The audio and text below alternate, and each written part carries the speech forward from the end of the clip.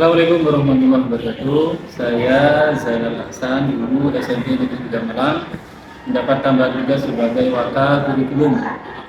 Dan saya sendiri di SMP 3 Malang, guru PNS selama 17 tahun dan guru di luar PNS 5 tahun, sehingga total 22 tahun. Saya mengajar kelas akselerasi dulu selama 10 tahun dan mengajar kelas program 2 tahun, program SKS 2 tahun di SMP 3 Malang ini selama 7 tahun, total 17 tahun. Terima kasih, semoga apa yang saya terangkan bermanfaat. Kalau ada perbedaan-perbedaan pemahaman maupun ide dan landasan-landasan, ayo kita sharing untuk perbaikan bangsa dan negara Indonesia. Merdeka!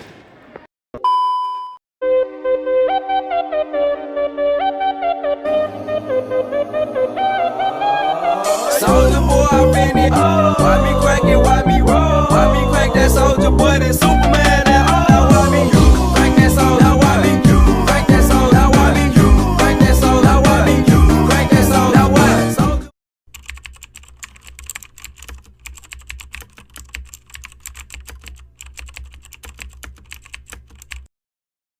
Halo guys, kita dari kelompok 9 akan membahas terkait program akselerasi yang ada di SMP 3 Kota Malang. Perkenalkan, namaku Habibun Aziza.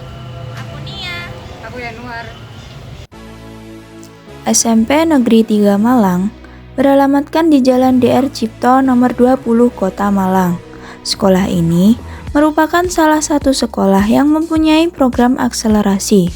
Nama program akselerasi di SMP Negeri 3 Malang biasa disebut dengan SKS atau Sistem Kredit Semester, yang dimana nanti peserta didik akan lulus lebih cepat dari ketentuan sekolah pada umumnya. Berikut ini merupakan proses program SKS yang ada di SMP Negeri 3 Malang.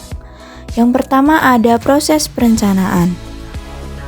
Dalam proses perencanaan, program akselerasi di SMP Negeri 3 Malang ini melakukan studi banding antar sekolah yang sudah melaksanakan program SKS.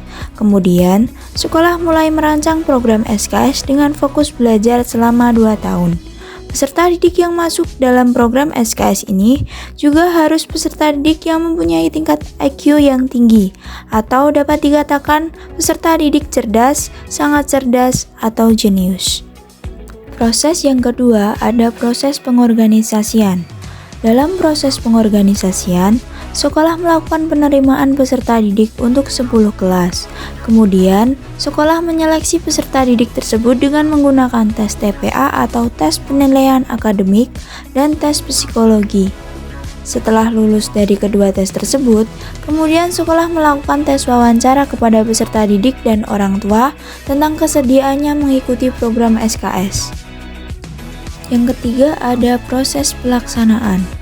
Dalam proses pelaksanaan, pembelajaran yang dilakukan di kelas SKS sama dengan kelas reguler. Yang membedakan hanya beban belajar setiap peserta didik. Karena yang seharusnya peserta didik tersebut 3 tahun lulus harus disingkat menjadi 2 tahun lulus. Kurikulum yang digunakan dalam program SKS yaitu kurikulum Merdeka.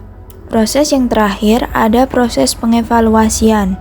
Dalam proses pengevaluasian ini, sekolah harus memastikan bahwa peserta didik tersebut mampu lulus 2 tahun.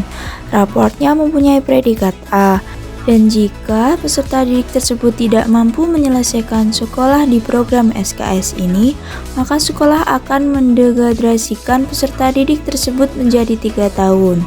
Pengertian dari degradrasi tersebut merupakan suatu program di mana program reguler bisa naik ke program SKS, yang program SKS tersebut bisa turun ke program reguler jika mereka tidak mampu untuk lulus 2 tahun.